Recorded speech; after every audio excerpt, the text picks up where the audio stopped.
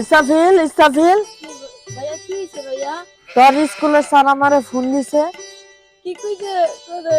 তুই বলে 12 সাবজেক্টে পরীক্ষা দিয়া 6 সাবজেক্টে ফেল করছস, তোর পড়ালেখার এই অবস্থা কে? তুই কে দিন এই কথা বইও না, এই কথা বলে আমার বাবা চাচ্ছে মেরে ফেলবে। প্লিজ মারবো না ভাইয়া, প্লিজ কইও না। না, আমি তো আব্বু আম্মুর কমই। ভাইয়া প্লিজ, ভাইয়া কইও না প্লিজ। আচ্ছা কমু না, শর্ত আছে, সামনের পরীক্ষা ভালো ব্যবহার করতে হইব, আচ্ছা করবো। নাইলে কিন্তু আব্বুর আমি ঠিকই করে দিব তুই যে 6 সাবজেক্টে ফেল করছস। হ্যাঁ,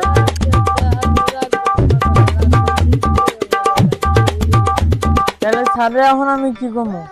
ছাত্রকারকে গার্জিয়ান নিয়ে যাইতে বসছে, এখন আমার এলে যাবি?